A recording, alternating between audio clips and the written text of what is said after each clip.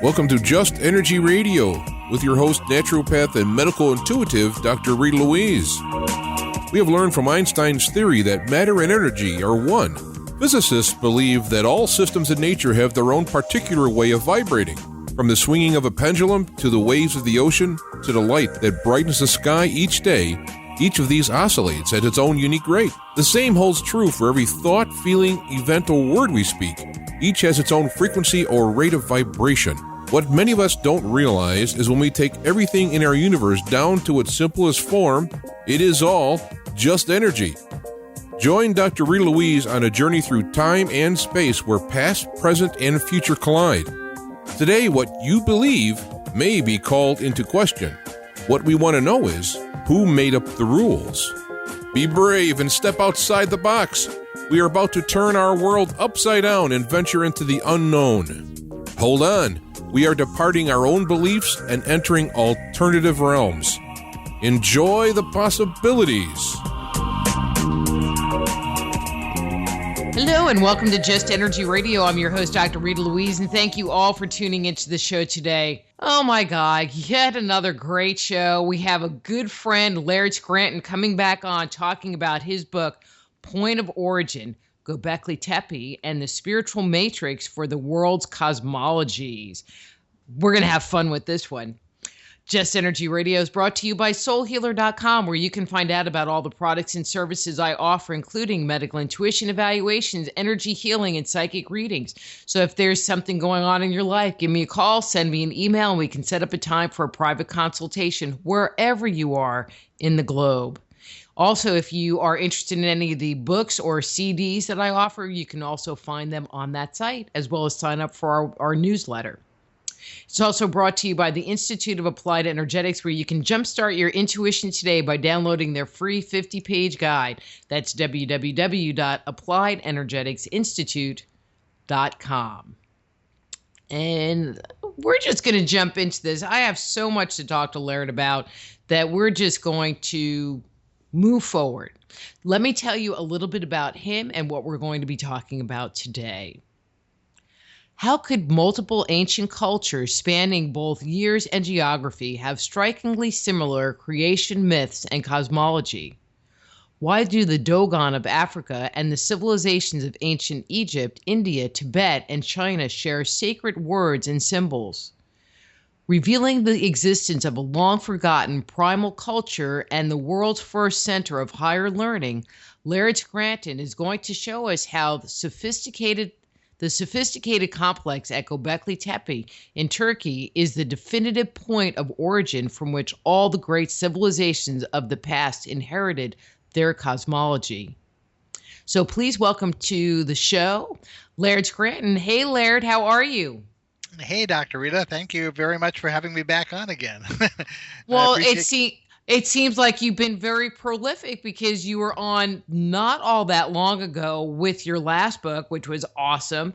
And now you have yet another awesome book.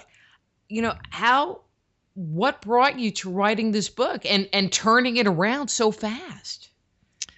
Well, it's sort of the effect of the cumulative effect of 20 years of looking at different civilizations and cultures and doing comparisons. You end up with references that seem like loose ends here and there from each culture.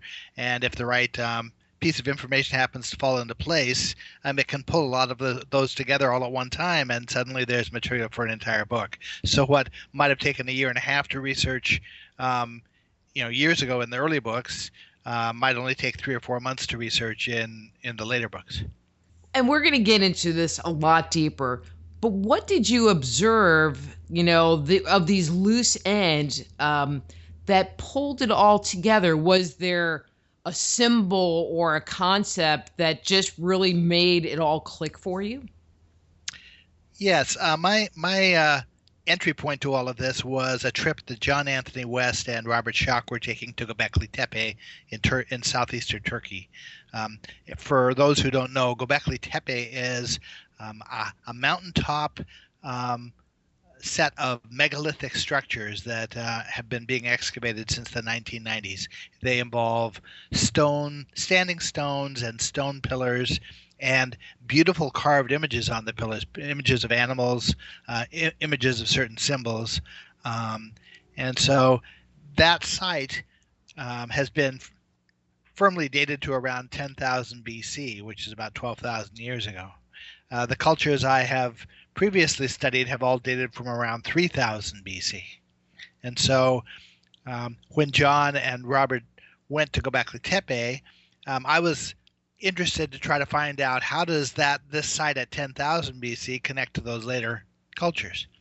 And the thing that first struck me were the images of the animals on the pillars, because I know that in the cultures in Africa and India and Egypt and places like that I've studied, animals carry symbolism. Images of animals carry symbolism. They relate to concepts of creation and ideas about how the universe formed and how matter forms and how life forms.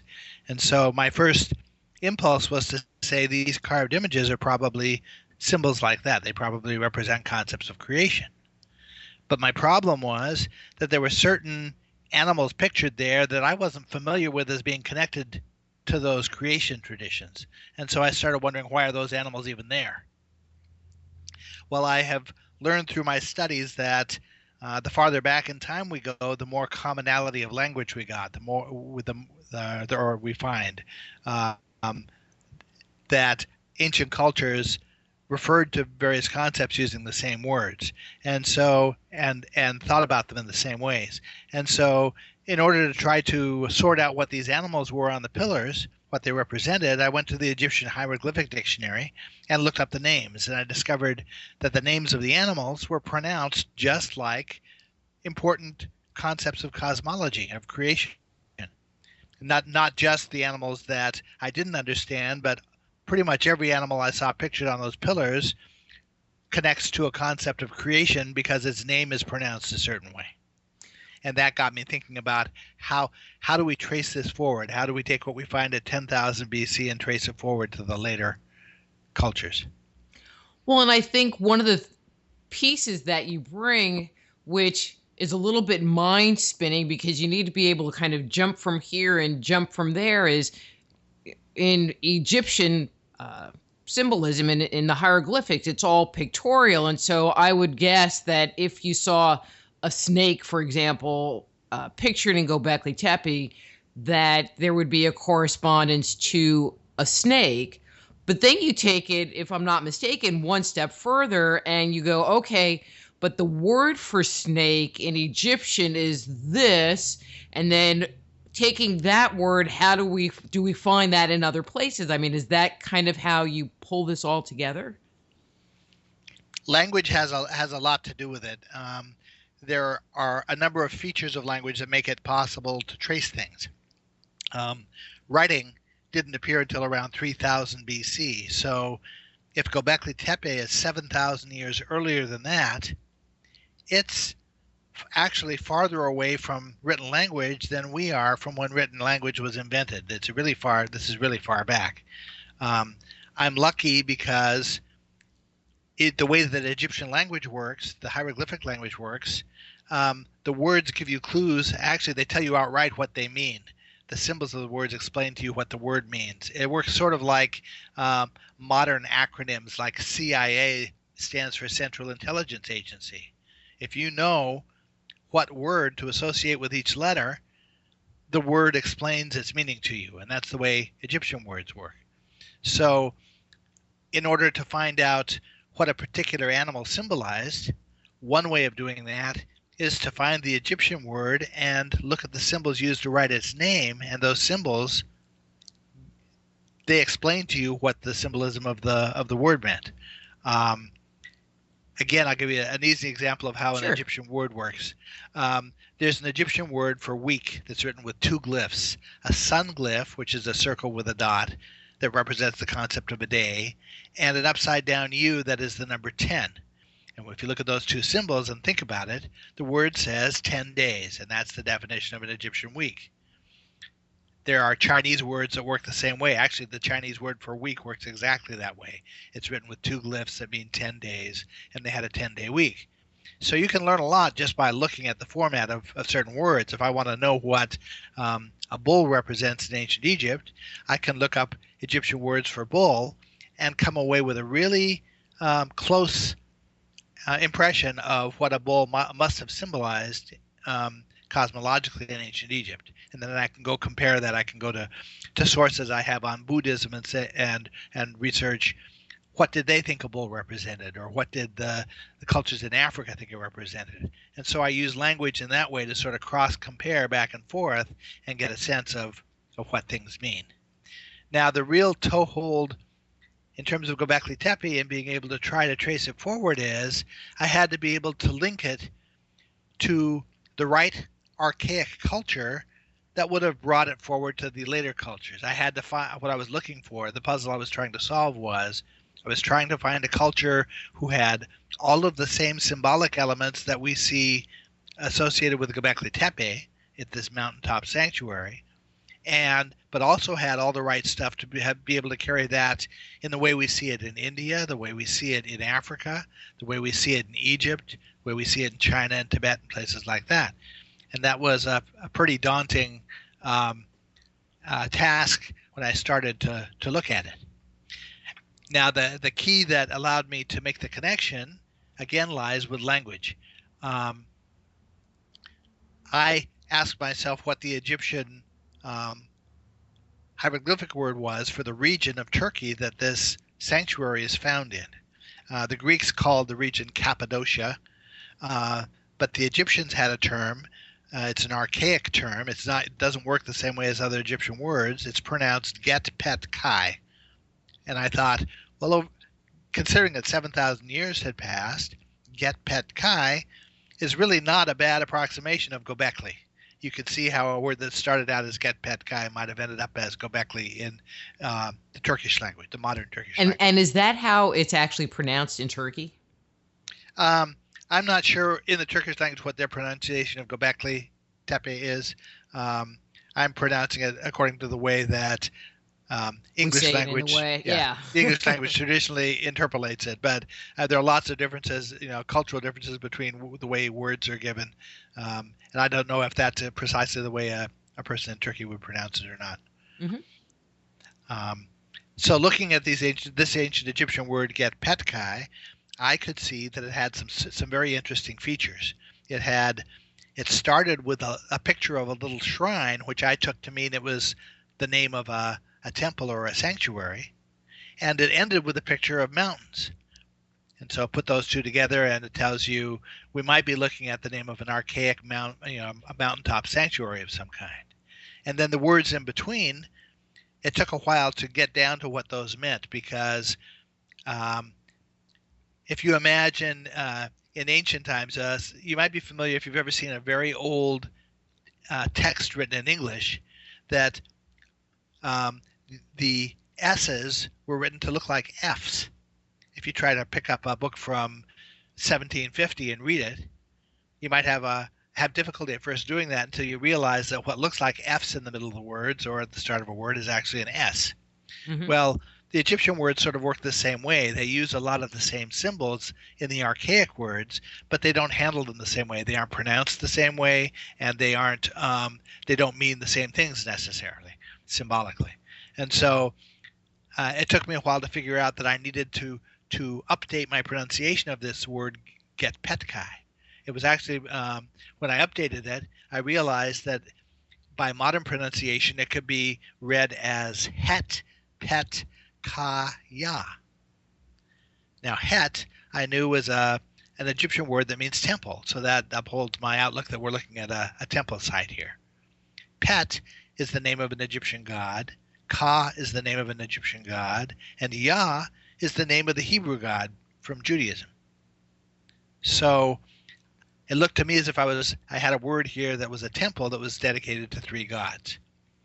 Now, to try to check that, I searched the Egyptian hieroglyphic language for other words that were formulated the same way, that looked like they might be names of mountaintop sanctuaries, and I came up with a second word that was pronounced Ga, Nu, Sa, Ast.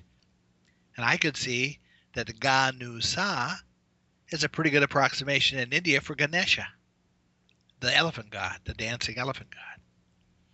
I also knew that Ast is an Egyptian word that refers to Sirius, the star, that Sa is an Egyptian word that refers to Orion, which is a set of stars, and Nu is the name of the primeval waters in ancient Egypt.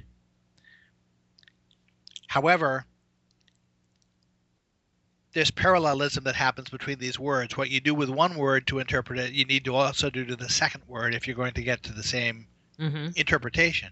And so I realized that just as I had updated my reading of the first word into modern terms, I needed to do the same thing with the second word. And when I did that, it came out as Het Penu Sa Ast. Now, Het, again, is temple. Sa is Orion. Ast is Isis. I didn't know what Penu was, but I know that in these ancient traditions, the astronomic body that you would associate in a triad with Sirius and Orion is a spiraling loop. It's not even visible to the naked eye out there. It's called Barnard's Loop. It's a spiraling birthplace of stars that centers on the belt stars of Orion. So my guess was that Penu represented that spiral.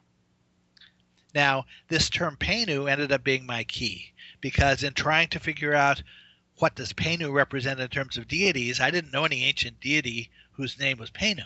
So I started searching for it, and what I found was references to an archaic cult in India, a cult that is dominated by mother goddesses called Dharni Penu and Tana Penu. And that in later times in India, the word Penu came to mean God in general.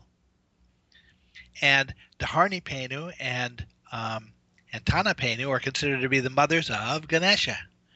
So we now have a linguistic reference to Ganesha in the Ga, Nu, Sa, Ast, and we have a cultural reference to Ganesha in this archaic cult called the Shakti cult. And the Shakti cult had all the right attributes. They have their iconic objects are pretty much what we see at Gobekli Tepe. They were represented by standing stones and stone circles and animal symbolism. And one thing that was associated with these mother goddesses of the cult was a clay pot filled with water called a potbelly. Well, as it turns out, one of the traditional translations of the word Gobekli Tepe, the name Gobekli Tepe, that's given if you were to ask. Potbelly Hill, right? Yeah, Potbelly Hill, right. So now we have another connection between the name of the place and the symbol of the cult.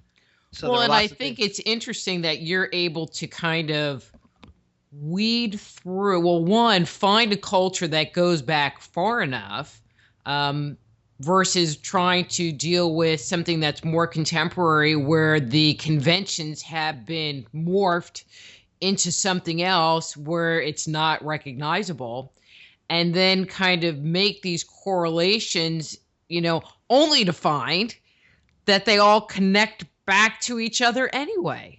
That's right. That's right. Now, this Shakti cult is traditionally understood to have been ancestral to the Vedic tradition in India and the Buddhist tradition and the Hindu tradition. So in other words, this is older than those, and it led into those. And so from the standpoint of India, I had a connecting piece here now between a cult that originated in the general region of Gobekli Tepe, but that connected forward to all of the traditional things in India. And what about Dravidian, though? Didn't they go back far enough, or was that something else? Well, the Dravidian is sort of an outshoot of that same culture. The Tamil are the keepers of this Shakti tradition, and Dravidian is their language. So they're connected into this. So once I realized that, now I could start making comparisons to words in the Turkish language, words in the Tamil language, Iranian words in India that were very old words, and so forth, to help me sort of migrate my way forward with this cult. I found a reference by a gentleman by the name of Francesco Briganti called the Shakti cult in Orissa. Orissa is a region of India. It's sort of the east coast of the peninsula of India. And that's where this cult is now situated. But originally the cult took its origins from up near the Fertile Crescent, which is where Gobekli Tepe is. It's southeastern Turkey and western Iran. Mm-hmm.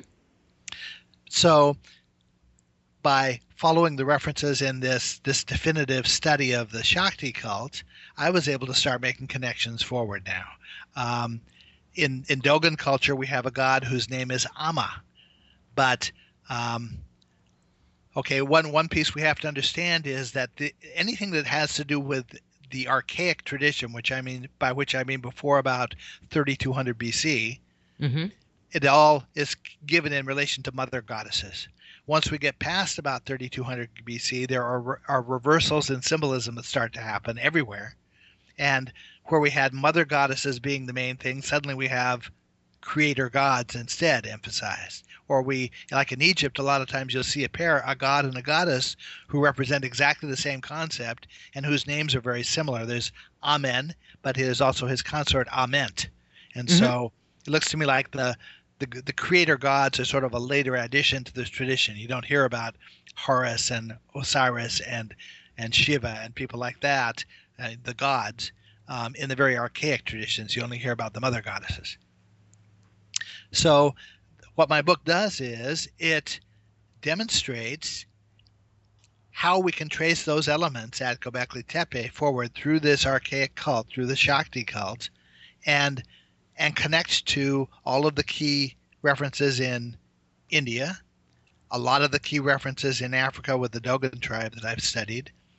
The tradition seems to enter ancient Egypt around 4000 BC at a place called Elephantine along the Nile. It's the first waterfall along the Nile. It seems to connect through Asia into early China, into Tibet and places like that. Briganti, who wrote the book about the Shakti cult, traces its spread outward from the Fertile Crescent.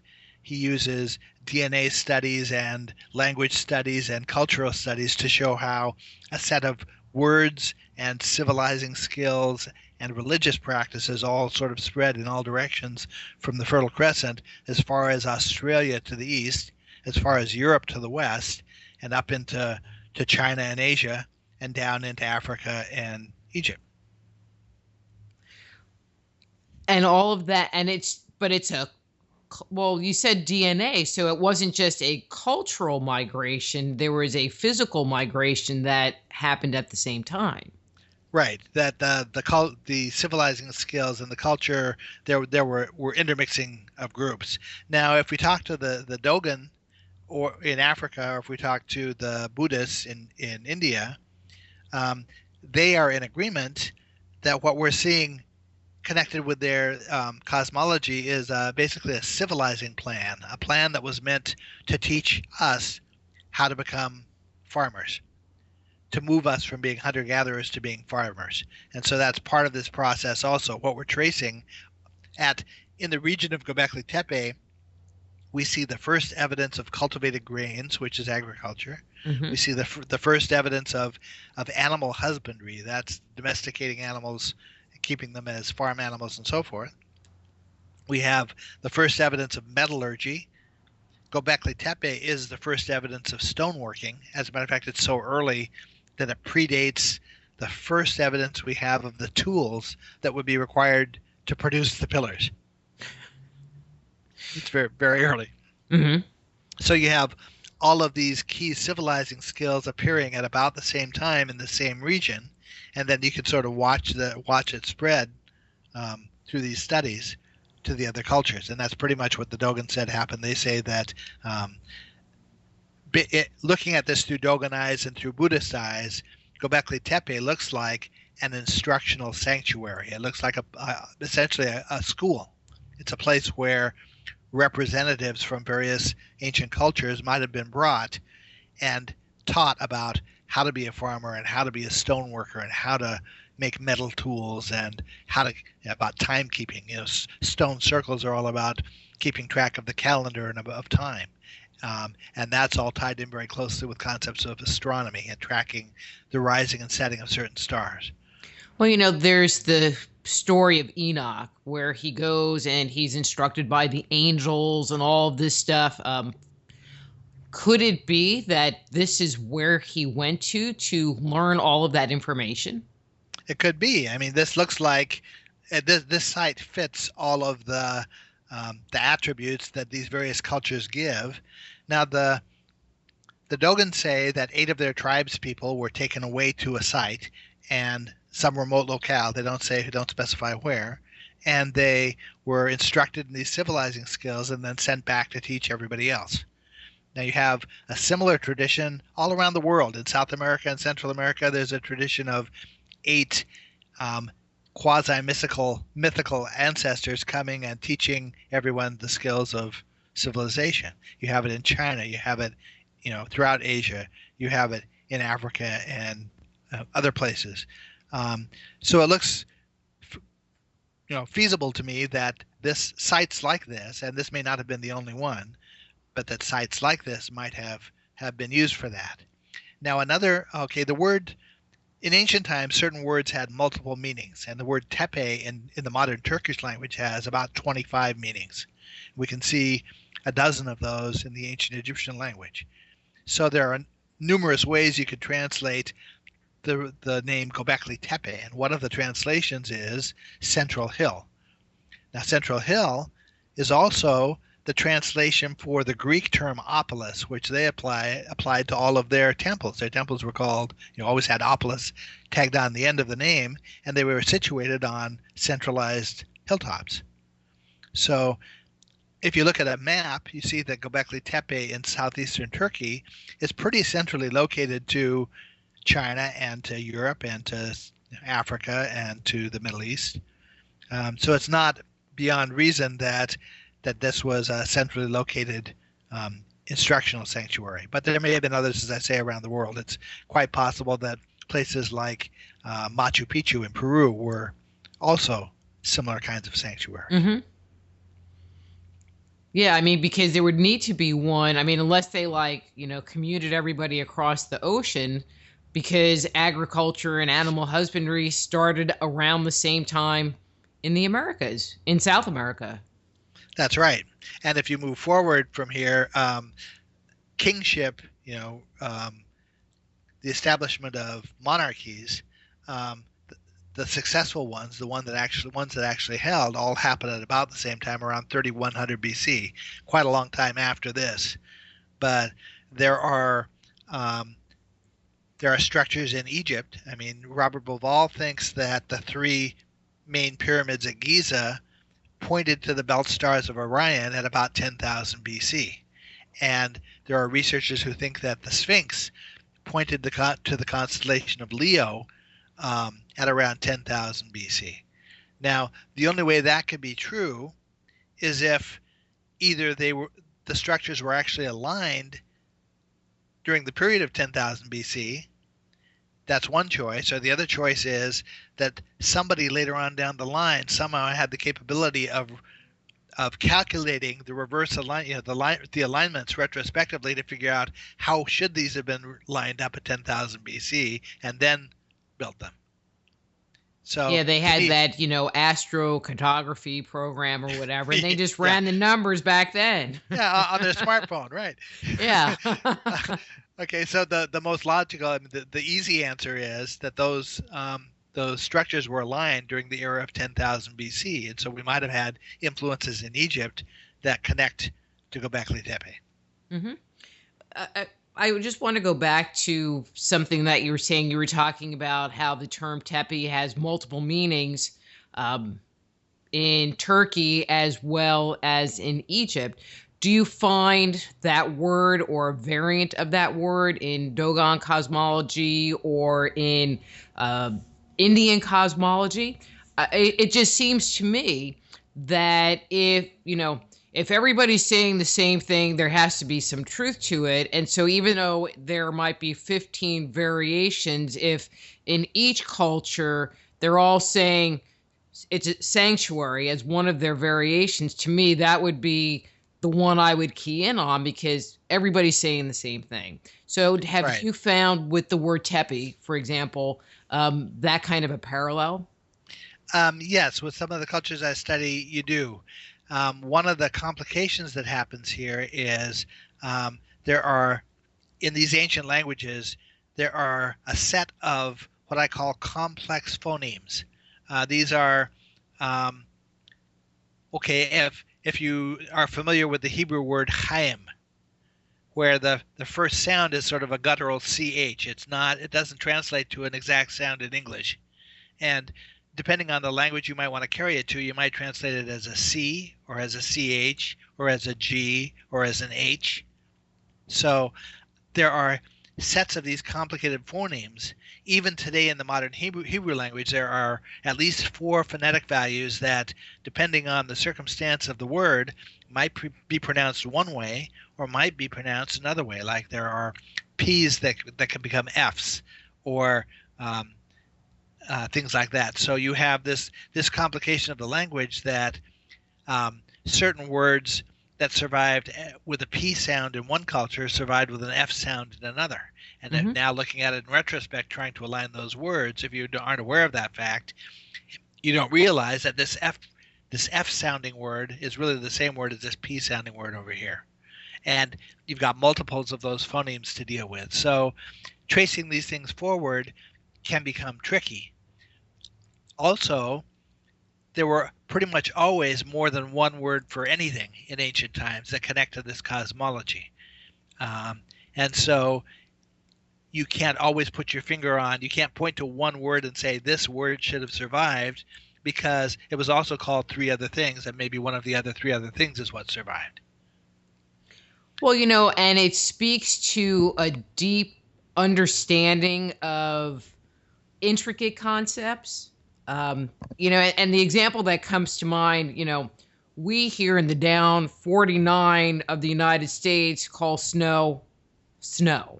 And from what I understand, if you're in Alaska, there's like 15 different words that you can use for snow: wet snow, big snow, fluffy snow. I don't know. But it gets more specific, talking about a concept, with more specificity of the nature and texture of that snow. And it just makes me wonder if that's why you find so many terms, because it's giving a more detailed explanation kind of thing.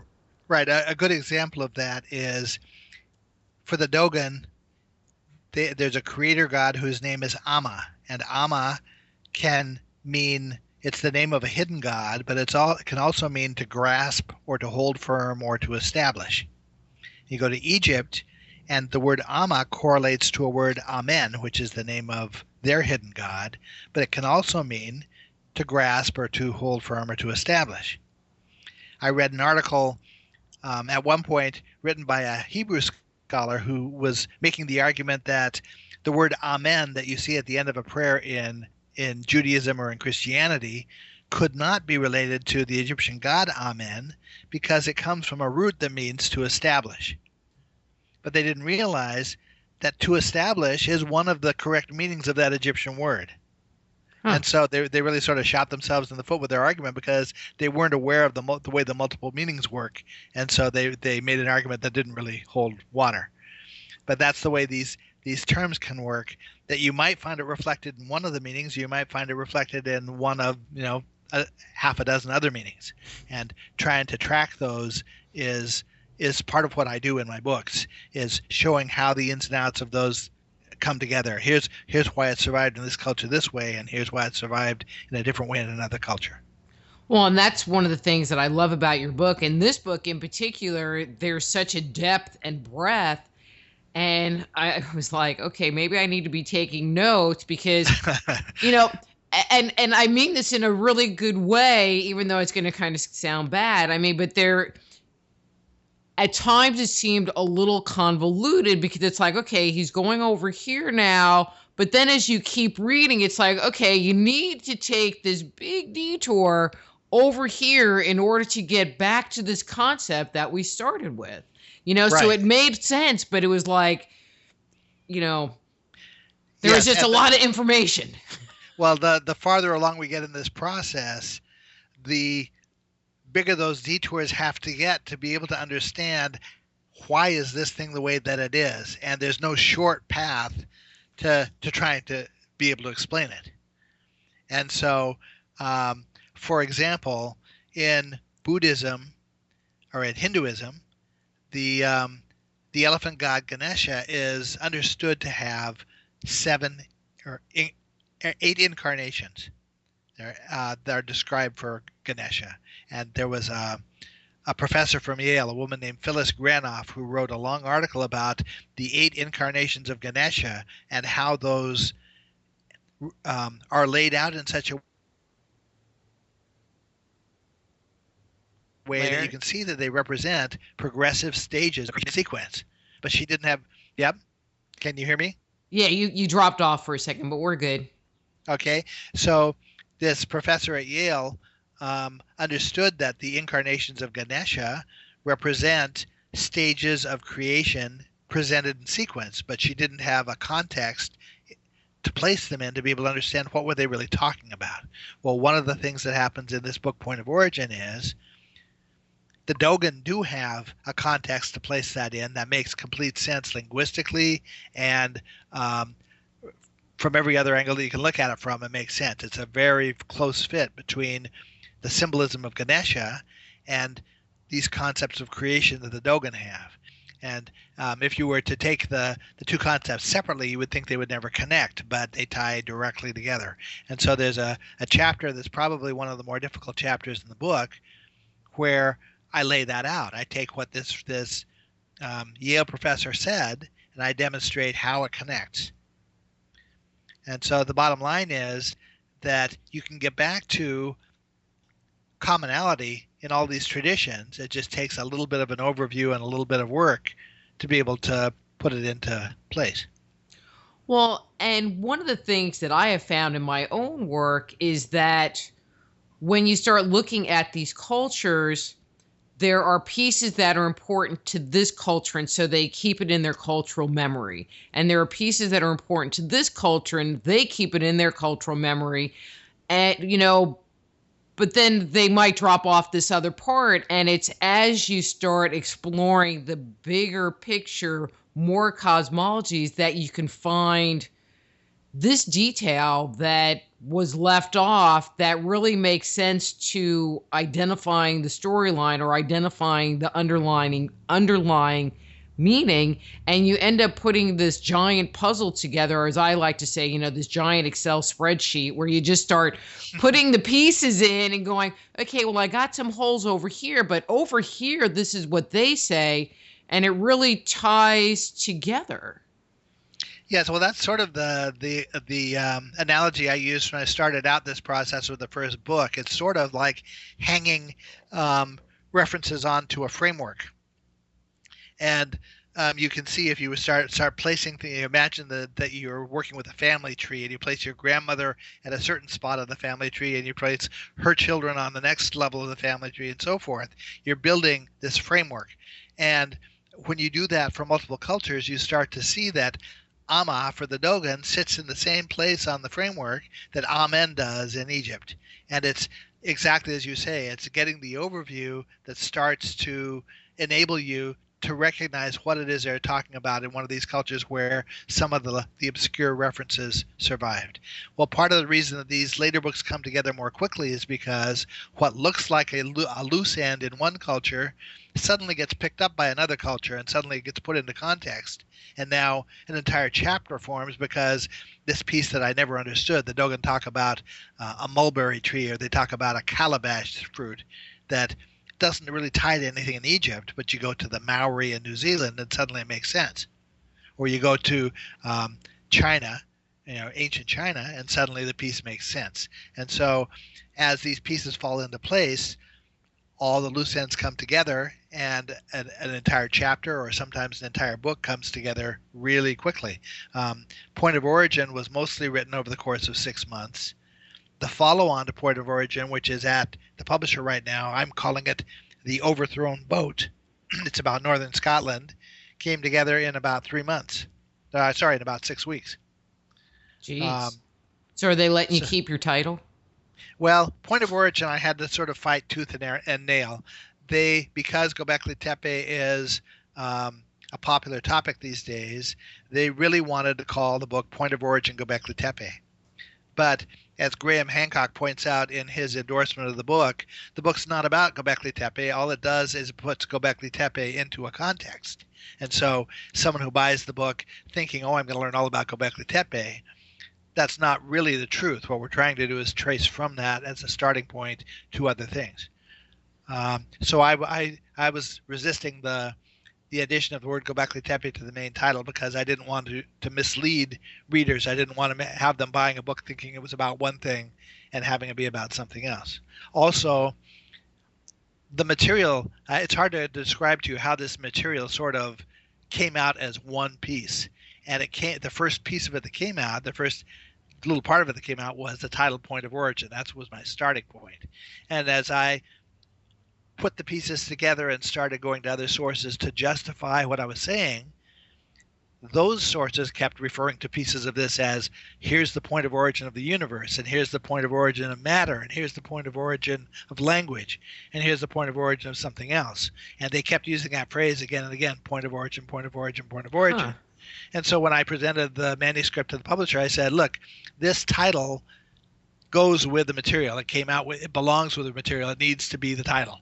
And I know you like to set the titles, but in this one case, I need to insist that we use Point of Origin as a title. Actually, the follow-on manuscript happened the same way. The Overthrown Boat is, in numerous different ways, it's tied to the material. It needs to be the title of that material. And I don't know whether it'll survive as the title of the book or not, but that's just the way it came out. Well, yeah, that whole concept of point of origin makes me have the phrase, the navel of the earth comes to mind, where cultures around the world, there's some locale within their geographic domain that is called the navel of the earth. Right. That's right. And that concept of a navel it directly relates to all of the creation tradition that I'm linking here. That's a central concept. A Buddhist stupa, which relates to this, that's a kind of a shrine. Also, one of the ways of conceptualizing it is as a hill with a navel. Well, hill with a navel is one of the translations that you could give for Gobekli Tepe, the word Gobekli Tepe. So all this stuff ties back together on multiple different levels. Part of the reason it gets complicated is because when we talk about creation in ancient times, we're talking about 3 different processes all at the same time. We're talking about how matter forms, how the universe forms, and how life emerges, how biological reproduction happens. And those processes are considered to be so similar to one another that they define all 3 at once using the same set of symbols. Mm-hmm. And so any given symbol, when you say, what does this symbol mean? The first thing I have to ask is, well, what are we talking about? Are we talking about biological reproduction, or are we talking about the universe? Because the meaning of the symbol can have different nuances depending on which of those themes we're talking about. Well, and I think it's so interesting that when you start digging into these ancient traditions, that it's not just talking about what's going on the physical plane. There always is this esoteric, unseen, non-corporeal aspect to what they're talking about. And even when you study the material, they say you can read this on multiple levels, on a spiritual level, and on a physical level. So it still holds true, it sounds like. Yeah, and the Dogon compare the whole process of studying this stuff to peeling back the skins on an onion.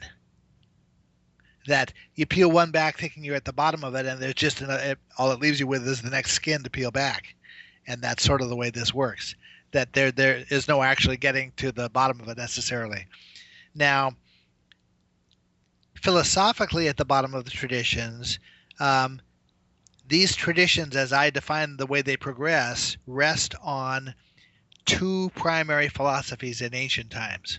One is called yoga, which we're all familiar with, and the other is a philosophy called Samkhya Darshan. Now, these are both okay. Now, the two philosophies, as well as other philosophies in religion like Kabbalism and there are philosophies in other cultures too, rest on the idea that our universe is not all there is.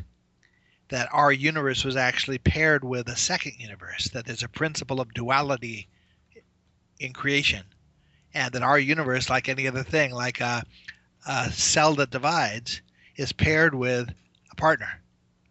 And that partner takes the form of a non-material universe.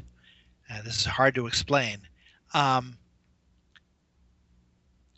When Einstein talks about how matter works, how matter forms, he says he has a famous formula called E equals mc squared. And that formula explains to us how can it be that no matter how fast we travel, light, we always measure the speed of light as being the same speed ahead of us. It doesn't matter. And the idea is that even if we were to come very close to the speed of light, we would still measure light as being 186,000 miles per second ahead of us. We can't catch up with it. The only way that can happen is if, as we move faster, time frame slows down. And so there's more time for it to be ahead of us. Now, when we talk about matter, moving faster, the concept of acceleration is equivalent to a body that becomes more massive. So if you have the sun, which is a very massive body, theoretically exists in a slower time frame than the moon does. And when we talk about matter forming, matter begins as waves that are nearly massless.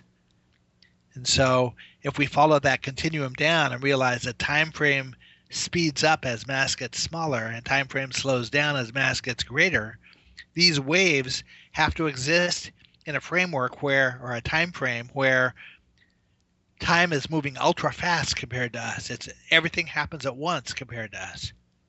And so in these philosophies, that's the outlook that's taken. It's that the non-material universe doesn't have any mass. And because it doesn't have any mass, it also doesn't have the concept of duration of time. And so it's described as having perfect knowledge, but an inability to act because there's no time frame in which to act. But that's based on our perspective, isn't that? Or do you think that would be the perspective of anything that existed in that, I'm going to say, time-space continuum? Yeah, it's hard to say some of the symbols in this cosmology are given from two perspectives. And my suspicion is that one of them is the way that it looks from the non-material side, and the other is the way it looks from our side. The material universe is described as having imperfect knowledge, but complete ability to act. And there is a sort of an energetic flow between these two universes that is compared to the natural water cycle on the planet. You know, water is evaporated from the oceans to create clouds, and those clouds float up and rise up above the mountains until they finally can't hold their water, and the water rains down on the mountains, flows down in streams and rivers to the ocean again, and then it gets evaporated again. That cycle is what allows life on our planet.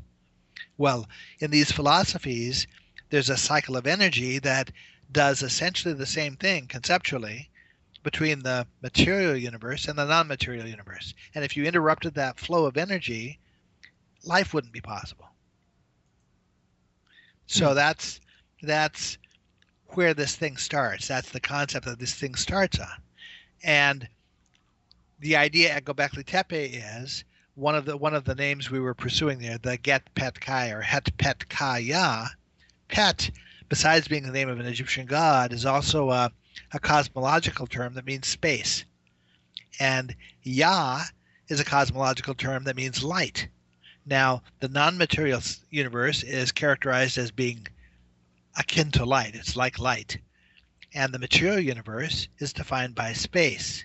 The word Ka in Het Pet Ka Ya, Ka in the Egyptian language is represented by two hands side by side. It represents the concept of an embrace. And so this temple, Het Pet Ka Ya, can be looked at as a temple that celebrates space embracing light. It's that idea of those two universes coming together. Now, when matter forms, one of the prerequisites for matter to form the way we see it, according to these philosophies, is that energy from the non-material side has to come into an embrace with energy from the material side before it creates what we see as particles of matter. Mm-hmm. And so it looks to me as if this temple at Gobekli Tepe, where one of the things you see, one of the symbols you see on the pillars, are these two amorphous arms that emerge from the side of the pillar and come down and wrap around, the hands wrap around the end of the pillar. That represents the concept of an embrace, and it represents this same embrace, the idea that it's the non-material side embracing the material side. Now, that process happens for matter, but at Gobekli Tepe, it also happens on a real-world plane. It represented an effort by the non-material side to help the material side get a leg up on civilization after the disaster of the Ice Age. The idea is there might have been culture before the Ice Age that got sort of wiped out, as if by a hurricane or by a flood, only in this case it was wiped out by the Ice Age. And this temple at 10,000 BC looks like an effort on somebody's part to help us recover from that, the way the Peace Corps would come in and help a country recover, like Haiti recover, or FEMA is supposed to come in and help recover after a hurricane.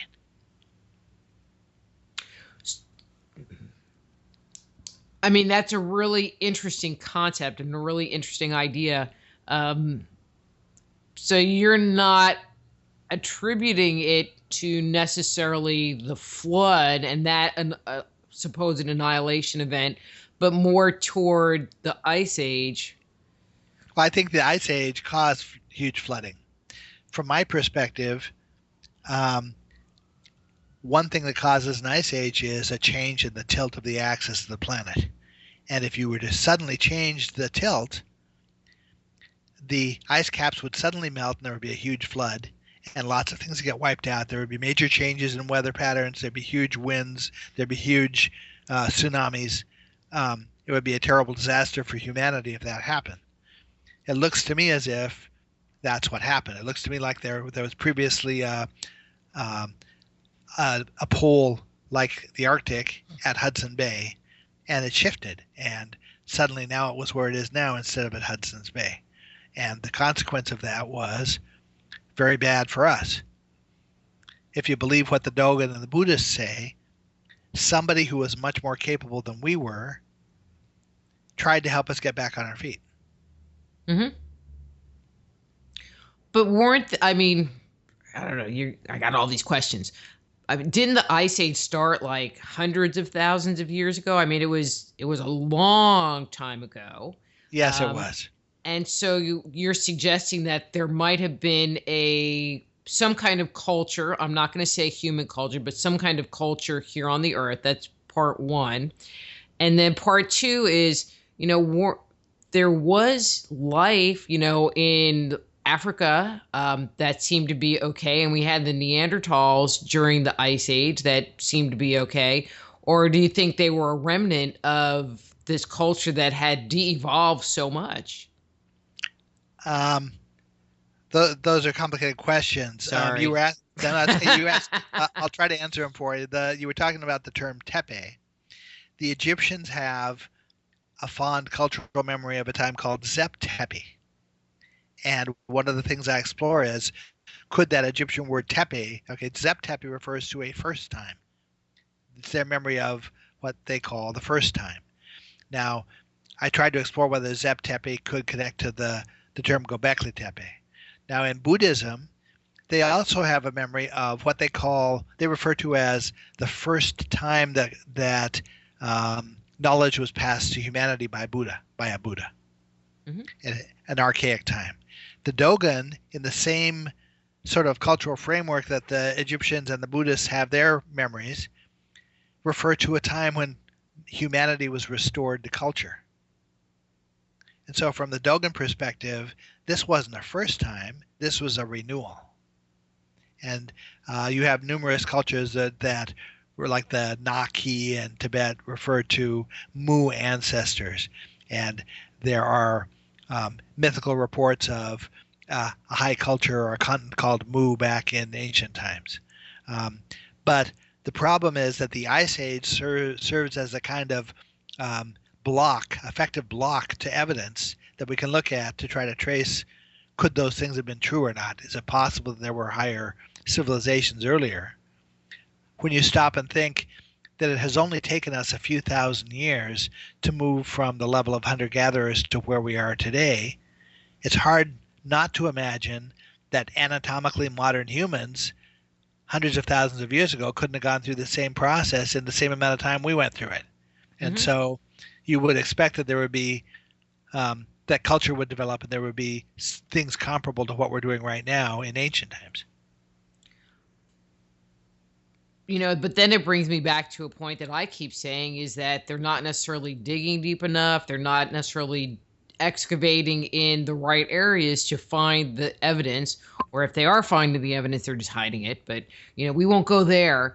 Well, Michael Cremo has a book called Forbidden Archaeology that is about a 700-page book filled with archaeological finds that have turned up all around the world in various excavations that don't fit the traditional scenario of how things happen.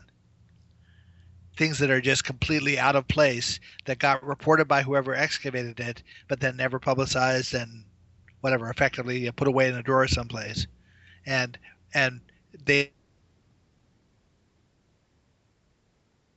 don't end up impacting the official outlook on things. But the upshot of that is that things might have actually happened very differently than what our official story that you learn in elementary school is.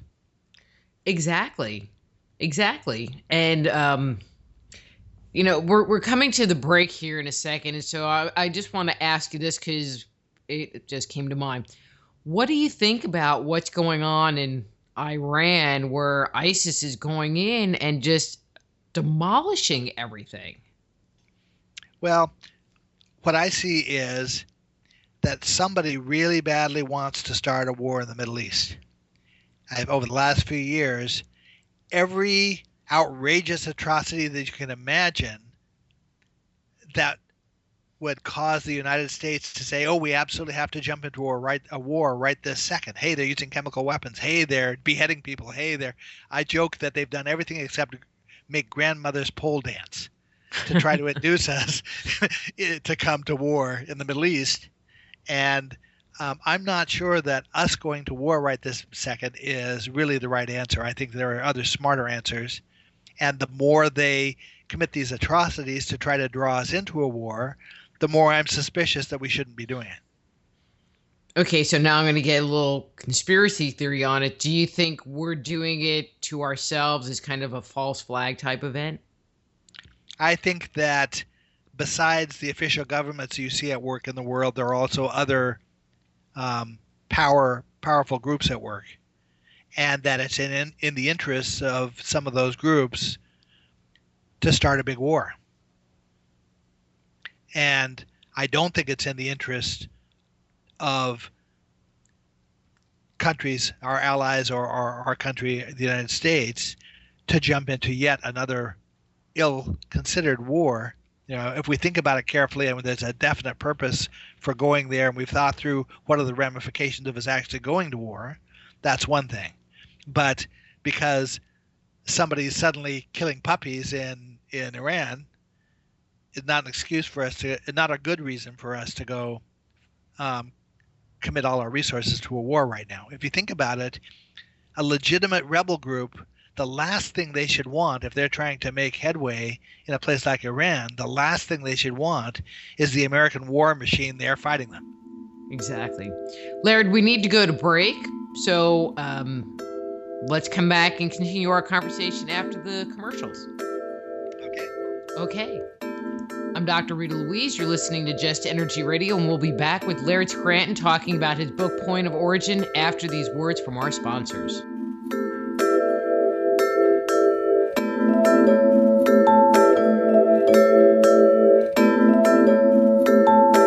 Just Energy Radio with your host, Dr. Rita Louise, will return right after these messages.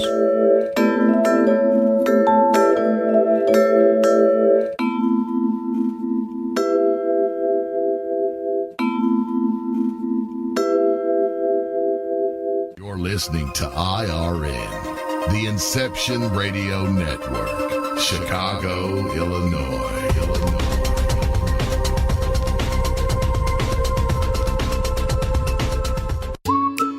Are you looking for a cure for boredom? Never worry. IRN's new interactive website introduces a number of ways to pass time while you listen to your favorite show.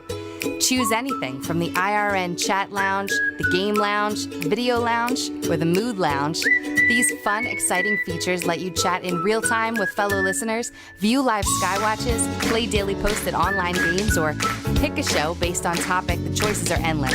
Use your time wisely, keeping it all on IRN. Who were the gods of antiquity? They've been described as the forces of nature, levels of consciousness, and aspects of our psyche. Stories that depict their incredible weapons, their flying machines, and their amazing adventures are characterized as being the product of our ancestors' fanciful imaginations. But what if the tales of the gods are true? Did the writers, chroniclers, and scribes of our distant past actually document a realistic view of our origin? My latest book, Man-Made, The Chronicles of Our Extraterrestrial Gods, looks at our most ancient legends. Learn of the torrid romances, elaborate plots, violent scandals, and conspiracies that played out in antiquity. Find out the role the gods played in the life and culture we have today. If you want to find out the truth of who we are and where we come from, order your copy of Man-Made today. For more information, go to www.manmadethechronicles.com. That's www.manmadethechronicles.com. Hello, Inception Radio Network listeners. This is Amanda. Remember, you can take your Inception Radio shows on the go. Just download the Inception Radio Network app for your iPhone, iPad, or Android smartphones and access live shows, past shows, guest lineups, and much more. Just visit the iTunes Store or the Google Play Marketplace and download it today for free.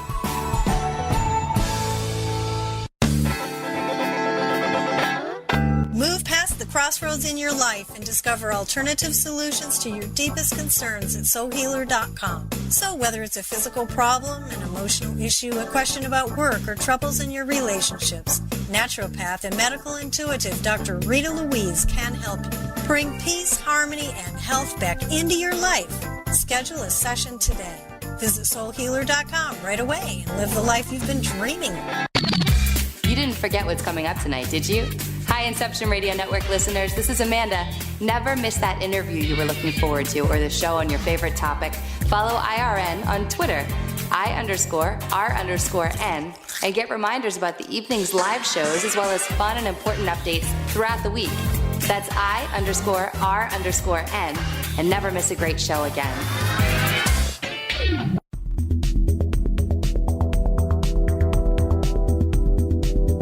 We only have a couple of seconds before we have to get back to the show, and I want to tell you how you can jumpstart your intuition today. Using my free 50-page introductory guide filled with simple, revolutionary, and proven techniques, you can ignite your intuition and tap into your inner wisdom, all from the comfort of your own home. The Institute of Applied Energetics is the leader in online home study instruction for those interested in becoming a certified medical intuitive, intuitive counselor, or energy medicine practitioner. Now is the time to transform your life and take it to a completely new level. Discover who you are and how you work. Open the door to the world of intuition, health, and healing. You can jumpstart your intuition right away by going to www.appliedenergeticsinstitute.com and downloading our free guide. Get the opportunity of a lifetime and live the life you deserve. Download your free Jumpstart Your Intuition guide today at www.appliedenergeticsinstitute.com and begin living a life filled with passion and purpose.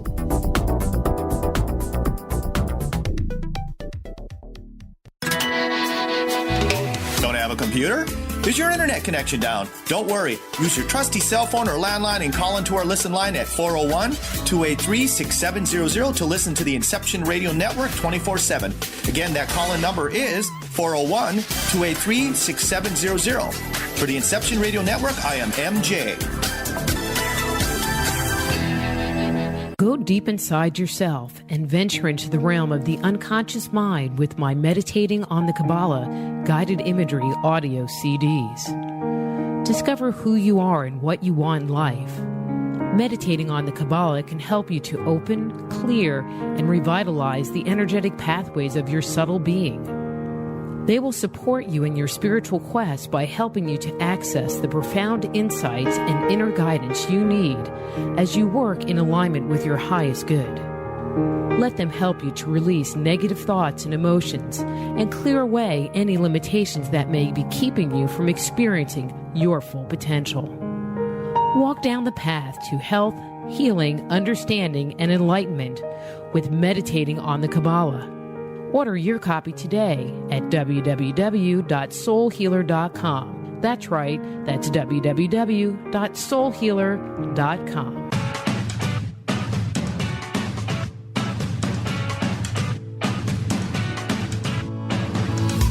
Hello, Inception Radio Network. Would you like your favorite show to be played again live on air? Well, now the choice is in your hands with IRN's live request portal, an easy way to request your favorite show with a simple click. IRN's live request portal now gives you exclusive access to all the shows. How easy is it? Simply type a show name or a guest name, click request, even write a dedication message, and that's it. Try it now. Simply visit InceptionRadioNetwork.com, click on the live request tab under the show menu. Now playing your favorite show is just a mouse click away.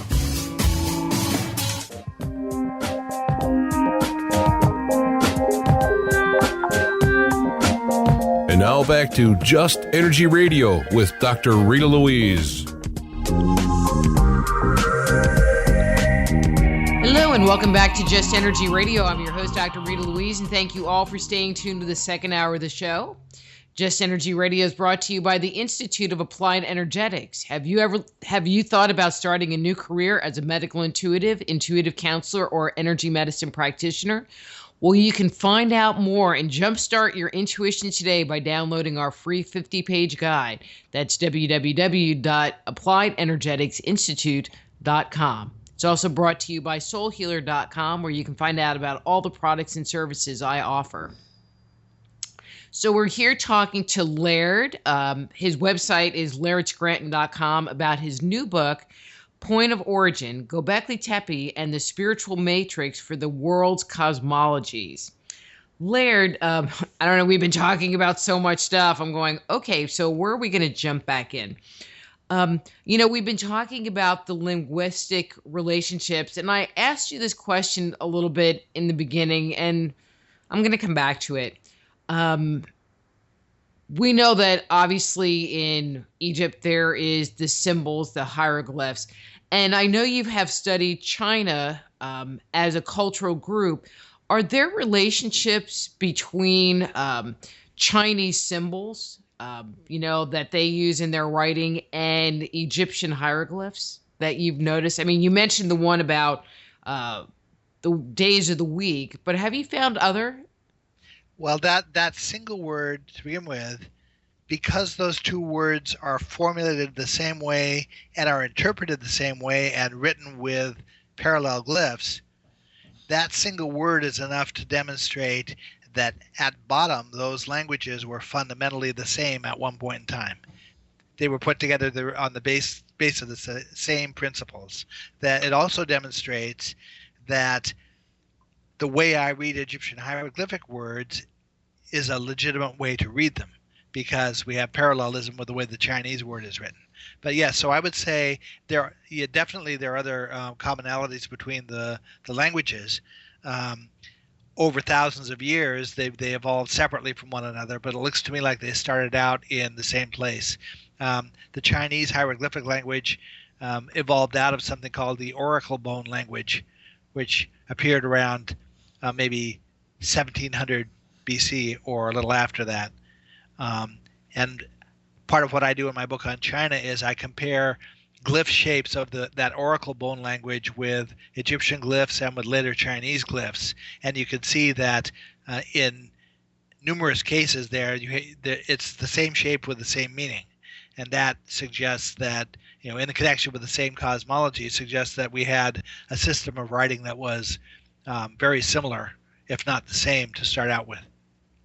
Well, and one of my new little platforms is when you talk about symbolism, there is the image, whatever it happens to be, and then I just say, and then there's the whole backstory that goes with it that adds depth and breadth. And one of my feelings is that we have lost so much of that backstory, what the symbol really means, and now we look at things in contemporary ideas and we don't really understand. Like you talk about the stupas, and I'm sorry, but I think that there is this much bigger story that are associated with them. And so anyone from these archaic cultures would look at it and understand all of this stuff, not just it's a stupa. It's like, okay, well, whatever.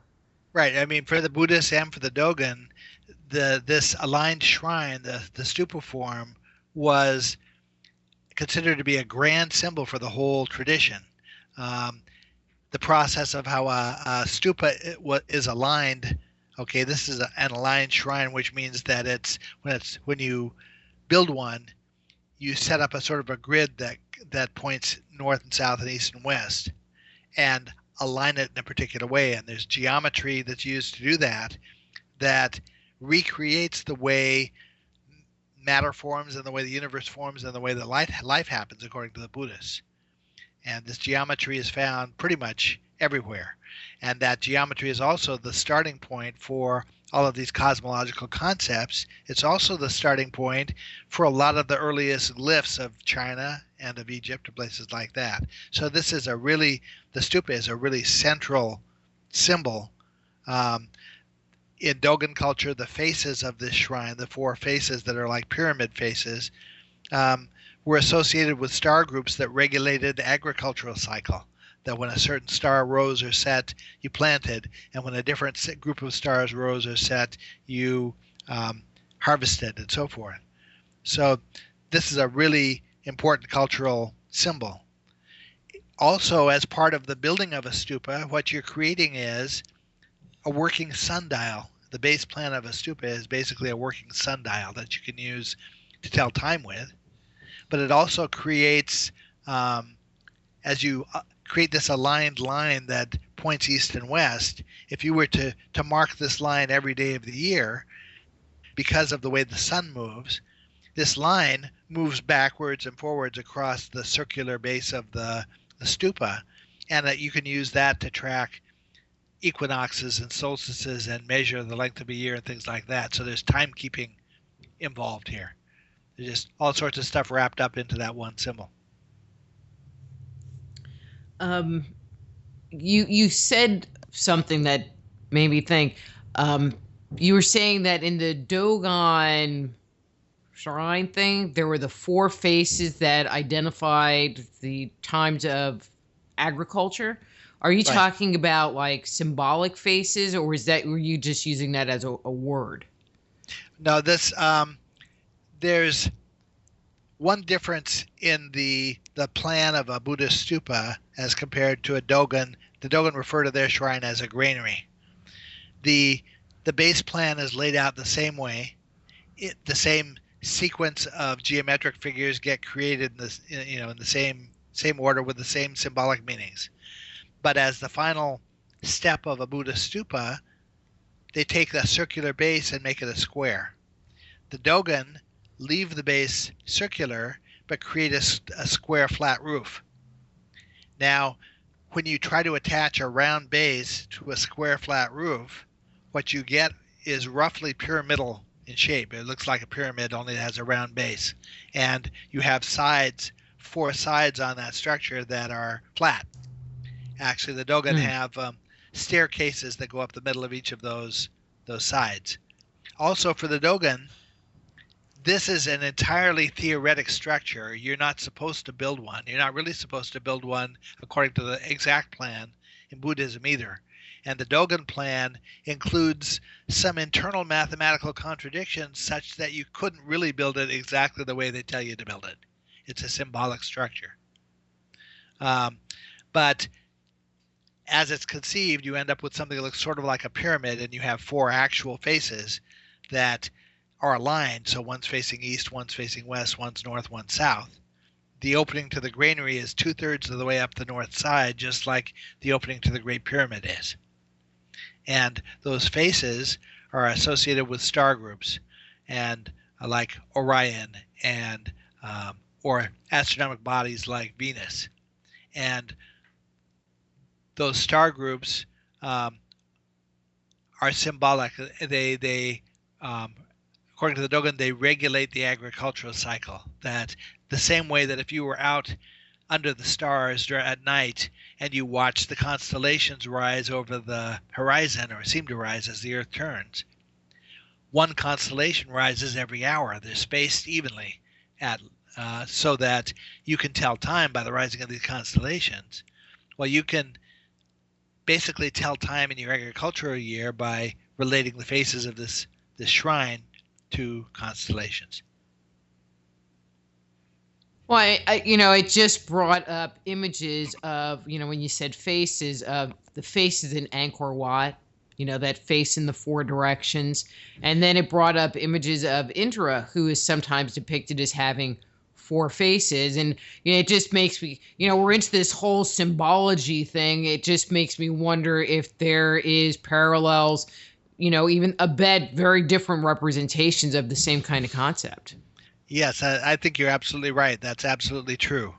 Now, I was talking about the relationship between the non-material universe and our material universe as pairs, but that's not the bottom of the philosophy here, because those pairs are only one set of paired universes in a larger structure, and the larger structure consists of 7 pairs of universes. And so there are actually 14 universes, according to the Dogon, that emerge in pairs.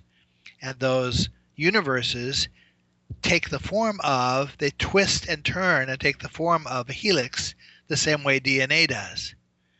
And so looked at from that perspective, it's as if the concept of life wrapped up in the notion of DNA is built right into the structure of the universe. And that it sort of replicates itself downward, and the DNA is just a smaller representation of that same basic function of the universe. Oh, I'm feeling you. I mean, one of the things that I saw in the book was you had an image, I even wrote this down, of the universes of Amma. And when I saw the picture, I mean, the first thing that came to my mind was the Ida and the Pingalia, which I never say those names right, that you find in Hinduism, when you talk about the chakras, with 7 circles. But it also made me think of the Kabbalistic concept of working with the tree of life, where you move through the worlds, or in my book, Avoiding the Cosmic 2x4, where I talk about energy movement through the auric field. And so I was just like, hey, it's in Dogon too. Yes, it is. And given that diagram, the diagram shows that our pair of universes, or our material universe, is the 4th of those series of pairs of universes. And it's represented by a circle with a dot in the center of it, which is the sun glyph that represents our sun. And so the idea is that the sun, as the largest body in our solar system, comes to be a symbol of our material universe.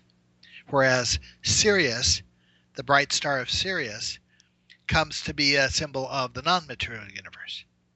And so if you think of things like in Egypt, the year started with what's called the heliacal rising of Sirius. This is a time during the year when just after a period of 72 days where Sirius has been so much in the glare of the sun for us that we couldn't see it. And then it comes out of the glare of the sun and it rises at dawn just immediately before the sun. And that's called the heliacal rising. The idea is that Sirius, which is the symbol of the non-material universe, meets the sun, which is the material universe. So that heliacal rising is basically another expression of the same kind of embrace between the two universes that we see with the arms at Gobekli Tepe. It's expressed in other ways in these traditions. But those universes, the pictures of those universes is very helpful. Another thing is that the way the Dogon describe Amma creating the 14 universes, they talk about him standing in the center of a circle like the base plan of a Buddhist stupa, or like standing at the dot of a sun glyph, Egyptian sun glyph, facing west. And he turns from right to left. But as he turns to create these universes, not only is he turning from right to left, he's also turning from west to north. Now, based on the way we envision directions, if you were turning from right to left, you wouldn't move from west to north, you would move from west to south. And so the instructions are given as if they were viewed from a perspective that was the reverse of ours. It's as if what we consider to be north had been south at that time. And that goes along with the idea of changes in the tilt of the axis of the Earth. And there are a number of other points in the cosmology where archaic references are given where the directionality of it doesn't make sense in terms of what we see right now, but would make sense if things were reversed. You've got, in Egypt, you've got a sky map on the top of the Temple of Dendera, I think, that is a view of the southern sky, not the northern sky. And there's a confusion as to why would the Egyptians be correctly portraying all the astronomical bodies of the southern sky on a temple that's in the north half of the northern hemisphere of the world. Well, the idea is, maybe like the Egyptians claim, things had not always been aligned the way we think they are. Or the center of power was not in that area and it was in the south. It might have been, and that somebody carried that image up from the south and placed it there. But in my experience, mostly the Egyptians are trying to replicate what they see. The Egyptians say that I think 3 times in their history they could remember the sun rising in the place where it formerly set. Now, if you tipped the planet over, the concept of sort of capsizing a boat, which is what my book, The Overthrown Boat, same philosophy it rests on. If you were to turn it upside down like that, you would get a different view of where things were. And if you were trying to replicate what was in the sky above you, you might very well create an image of the southern skies. Exactly. A question about Sirius, and you can say, I don't know, but is there a relationship between, you were talking about, I'm going to say the rise of Sirius. I forget the exact word that you used. Is there a connection between the heliacal rise? Yeah, the heliacal rise of Sirius and the moon and moon cycles? And this was where I'm going. It makes me wonder because there are so many cultures that talk about Sirius and track that rise and use it as a calendar item, much more than they use kind of a lunar calendar, and as if the lunar calendar is almost secondary to that rise and that the lunar calendar was really based on Sirius. And you can say, I don't know. Well, we were talking about concepts of point of origin. Sirius is treated as a point of origin for our universe. And there's a perspective from which there's in the star system of Sirius, there's a bright star that's like our sun, but there's a smaller dwarf star that's the result of a supernova. I think the same supernova that created this invisible loop called Barnard's loop that wraps around the belt stars of Orion. I think, based on Buddhist descriptions, it looks like, even though we're not looking at it straight on from Earth, it looks as if Sirius represents the hub of this wheel of that spiral, that vortex that's turning. And it's the rotation of that spiral that I think creates the precession of the equinoxes, the slow apparent turning of the stars that we see. Traditional science says that turning is caused by a slow rotation, a slow wobble in the rotation of the Earth. But when you realize that certain stars like Sirius don't precess, it becomes difficult to think of that as being caused by a wobble, because a wobble should cause everything to precess. Mm-hmm. That if you remember as a child sitting on a merry-go-round, that if you sat directly across from another child and somebody spun the merry-go-round, everything looked like it spins except the person who's sitting right across from you.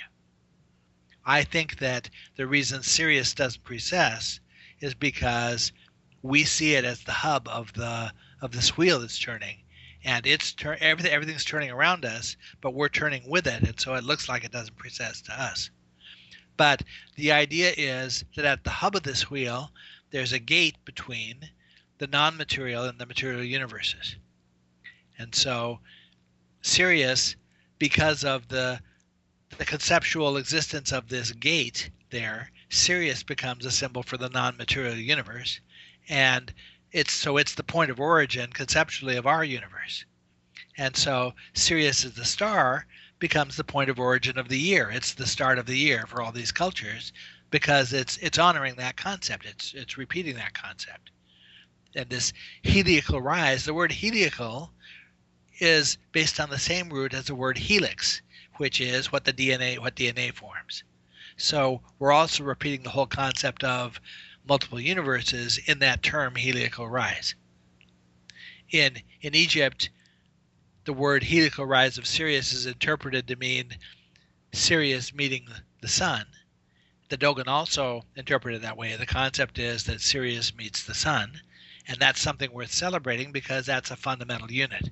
On a larger scale, the precessional cycle of 25,900 years or something like that, all of the major units of time in the classic ancient cultures, the 360-day year, the 30-day month, the 12-month year, the 60-second minute, the 4-season year. There are a number of other levels of units of time measure, the 30-day month. These are all even factors of that largest cycle, which is the precessional cycle. It looks to me, if I didn't know better, I would say that somebody, we've talked about trying to go to Venus or to Mars and to set up machines that essentially terraform the planet. In other words, create a livable environment on a planet that doesn't have one. It looks to me as if someone might have done that to us. Someone might have come and positioned the Earth in just the right place in relation to the sun, with just the right rotation and just the right revolution, and with the moon that rotated at just the right period to be able to foster life. If that happened, whoever did that seems to have used even factors of the precessional cycle as their unit of measure. I think that if that was done, it's quite possible that there actually was a 360-day year and a 30-day month, and that those things eventually got disrupted so that now it's a 365-day year and only a 29-day month. In Egypt, there's a myth that says that there was a game of chance played and the moon lost a percentage of its time to the sun. That's interesting. But to even understand the precession, I mean, this is one of the things that leaves me in a little bit of a quandary. If you're not talking about some older level of knowledge, deeper level of knowledge, is why would our ancestors, or how could our ancestors have this understanding of, that rotation? I mean, 25,000 years is a long, long time. And to understand that in the length of an individual's lifetime, which, back in the day, quote unquote, was maybe 30 years. Right. Well, the Dogon and the Buddhists say they learned it from somebody who knew a lot more than we did. And the nature of the evidence, I mean, they're talking about what's outside of our universe. They're talking about, and they also talk about what existed before our universe. And they talk about things that exist before matter is perceived and the process of what happens when matter is perceived. These are things that you would have to be significantly more advanced than we are right now to even be able to understand that. To know what the true structure of the universe is implies that information was conveyed by somebody who was space capable. Now, it's possible that an ancient culture on the Earth was space capable, but if we were, then essentially we were the equivalent of space aliens to somebody else. Mm-hmm. So the question of could space aliens have visited the Earth ends up sort of shrinking to nothing, because based on this evidence, either somebody who was a space alien or the equivalent of a space alien helped us, or else we ourselves were at a stage where we could have been helping somebody else that way. And either way, you come back to the same point, which is travel between planets is possible. Travel on levels that we don't understand may be possible. But we're not talking about, because there are people that contend that, the gods, quote unquote, were an older race or deified leaders of a community. I mean, we're talking about somebody that was far advanced of my grandpa, that everybody decided was a great guy and they made him into a god. Right. But the Dogon had the presence of mind to ask their teachers whether they were God. And the answer they got was, no, we're not God, but if you want to, you can think of us as agents of God. Based on that, I don't believe that we're looking at traditional classic gods.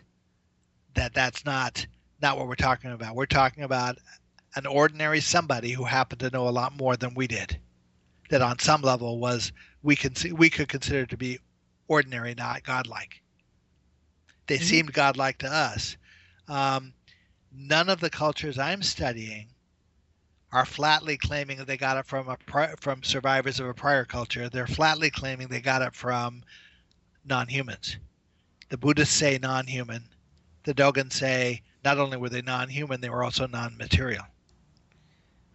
And see, that's the part that kind of amazes me. We have culture after culture after culture, can I say after culture like to infinitum, that say the exact same thing.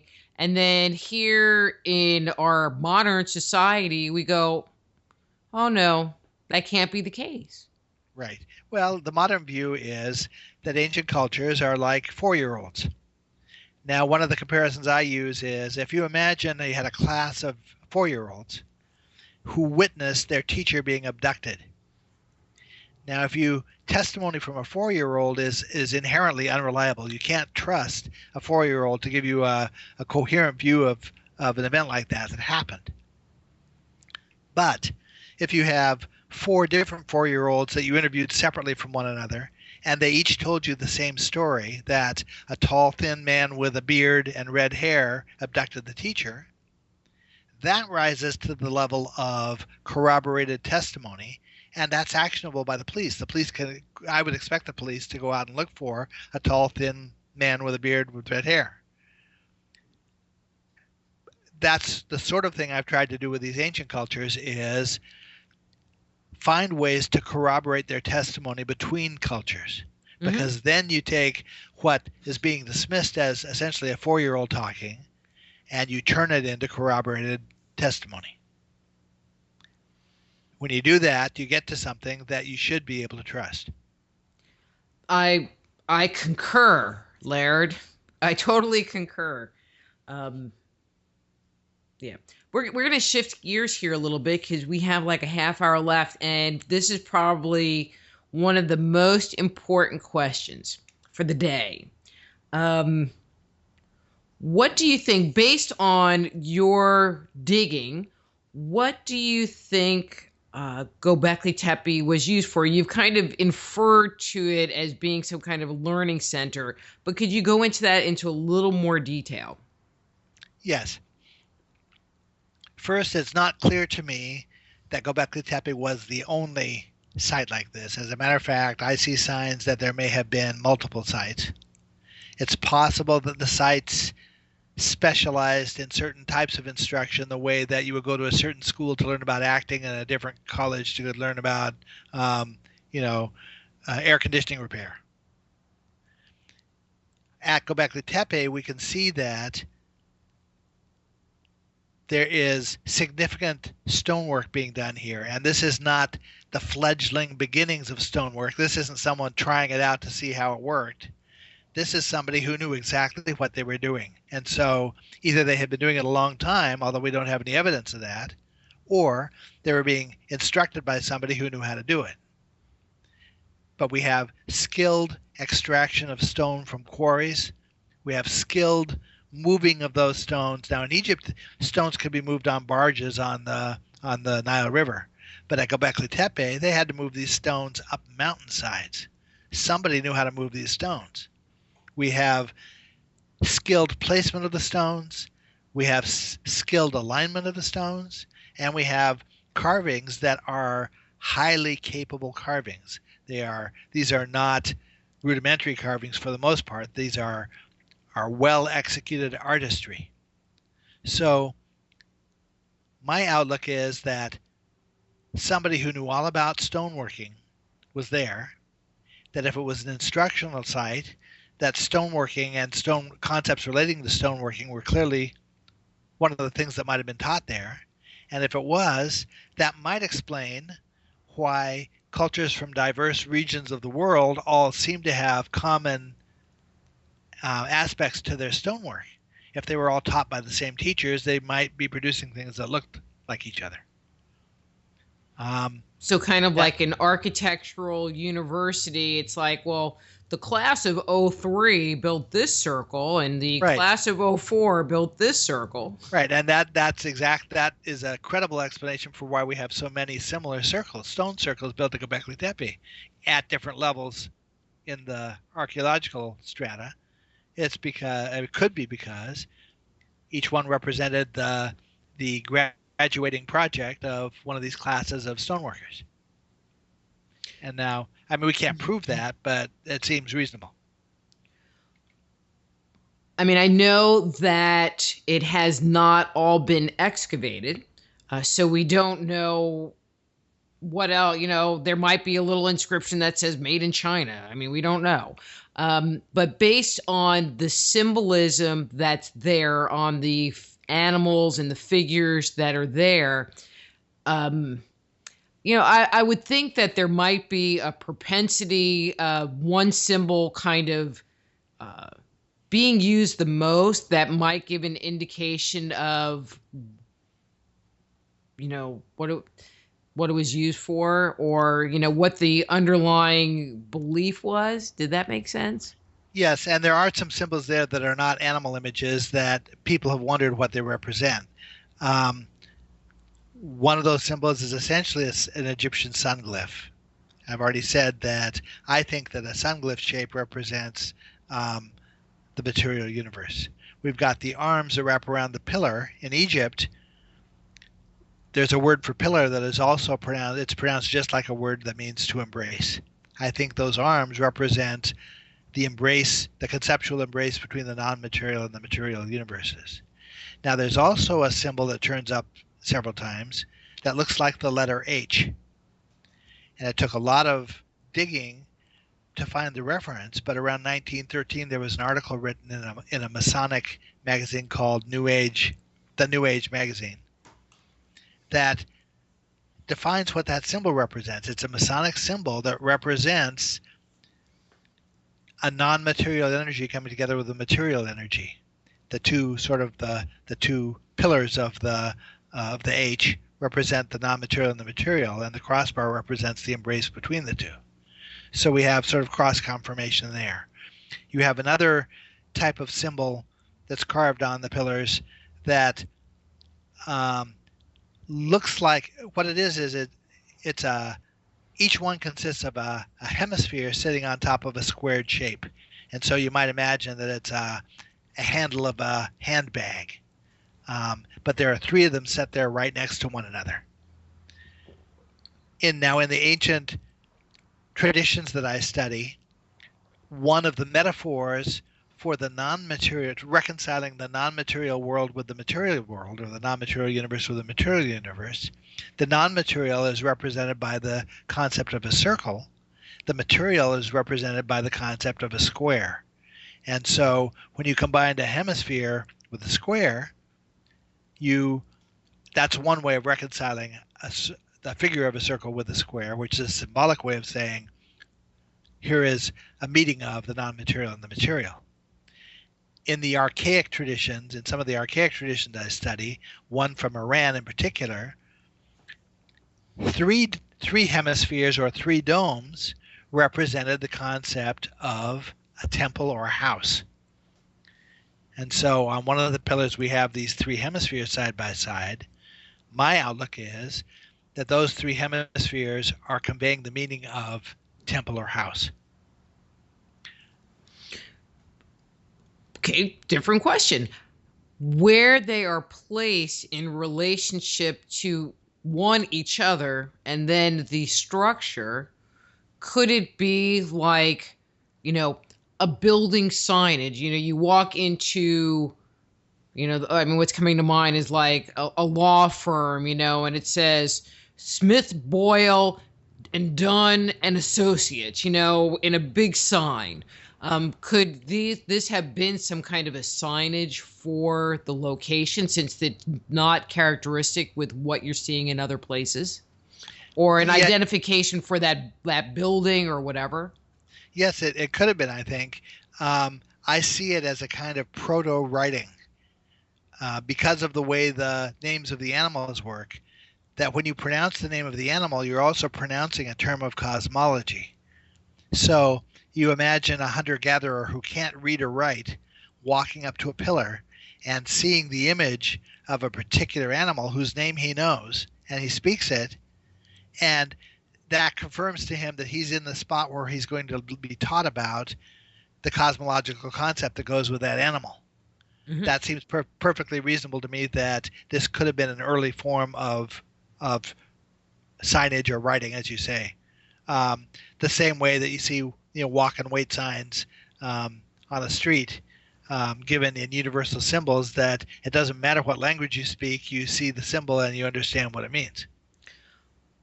Well, the way that if you compare the way that the images are carved on the pillars, and then you look at the refinement of potentially a very similar symbol in hieroglyphic, for a snake, I don't know, whatever, pick one. Right. They're all there. But it makes me think of, a children's book, like an alphabet book where, it has an apple, a big giant apple on the entire page, and it says A is for apple. Right. You're absolutely right. That could very well be the way it worked. It certainly would be an easy way to reinforce the relationship between an animal and a symbolic concept of some kind. That makes perfect sense to me.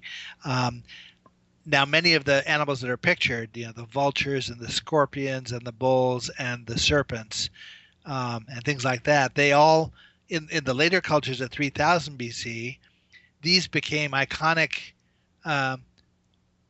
symbols of kings and of deities and of things like that. These are important symbols that were there. Now, the vulture is a bird that is pictured fairly frequently on these pillars. In Buddhism, the location where their first time instruction to humanity happened is referred to as Vulture Hill.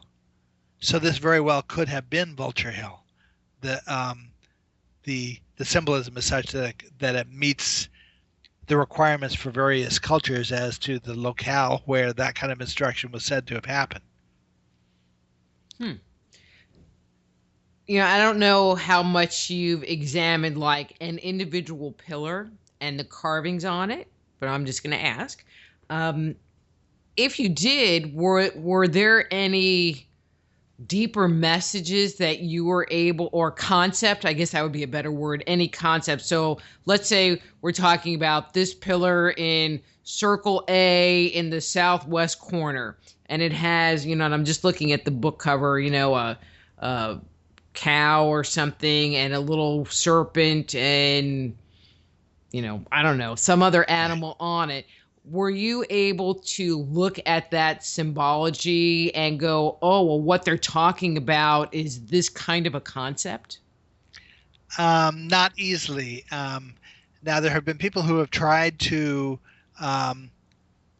develop interpretations based on alignments of the pillars. And it's possible that the animal images have to do with alignments to constellations and things like that. The problem is that there's at around 709 BC, there's some funny things happened on our planet. Something major happened on our planet. That I'll give you some examples of how we know something major happened. Every total eclipse of the sun that has happened since 709 BC, we can use computer calculations to confirm the place and the date of the total eclipse. Now, if you go before 709 BC, we still have reports of eclipses, of total eclipses of the sun, that go back in time, and usually by reliable sources that are considered reliable enough that we're using their reports to establish timelines of history and so forth. The problem is that computer calculations can't confirm a single one of those reports as having actually happened prior to 709 BC. Well, I'm just, don't lose your thought. But I just find that really interesting because they base the whole Mayan calendar, December 21st, 2012, on records of eclipses. And if they're not reliable in that way, then that, as my feeling was, that date was not real. Well, beyond 709 BC, my problem is that if we can't prove, those eclipses are our way of demonstrating that we know where the stars were. Mm-hmm. If we can't hit the eclipses consistently, then the truth is we have no idea where the stars were. They might have been any place. And so to go back as far as Gobekli Tepe and argue that this pillar aligned to that star based on computer regressive calculations, that we have some software program that walks the stars back and demonstrates, look, see, the star lines up with this pillar. That can't be true because we can't hit the eclipses, and so we don't know for sure where the stars were. Now, but wouldn't we run into the same problem with the alignment in Egypt? Yes, we run into it everywhere. That I'm not saying that the alignments didn't exist, and there are other ways to infer what the alignments were, but we can't prove them using computer calculations. Now, the next thing is, at that same boundary of 709 BC, we also have a major change in the rate at which plants absorbed radioactive ions. These ions are what radiometric dating is based on, like carbon dating. And so because we have a change in the rate that plants absorb these things, the assumption is when we do that dating, that a certain amount of the plant got converted to a particular substance over a particular amount of time. We measure how much of that substance is in the plant, and now we can infer how much time had passed. But if the rate that it was absorbing the ions wasn't constant, that throws a monkey wrench in our ability to use radiometric dating. And so consequently, we can't trust radiometric dating beyond across that same 709 BC boundary. We have major climate change at that same era, so major that crops that had been traditionally grown in ancient China for thousands of years suddenly couldn't be grown there anymore. We also have the circumstance that just after that era, cultures all around the world suddenly abandoned their 360-day year and adopted a 365-day year. Now, that might be coincidence, but the fact that so many of them did it all at the same moment after thousands of years of using a different system, either they were all responding to a common influence, which we don't know what that was, or some other influence communicated among these cultures that, hey guys, how about if we switch to a different calendar now? And the traditional timeline, traditional outlook doesn't allow for people in Tibet to have been communicating with people in Peru. So we have problems. We also have major volcanic activity at that same era that we can't explain. We have major fluctuation in the magnetic field of the Earth that we can't explain. Something really big happened at 709 BC.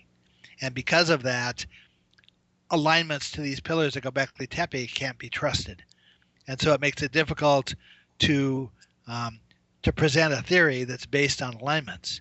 Now, you could argue that because we have a bull that looks like the constellation Taurus over here, and we have another animal image that looks like another constellation over here, and the relationship between those two is a match for the relationship of the constellations in the sky, now you have a basis to say it looks like we had an alignment here between those things.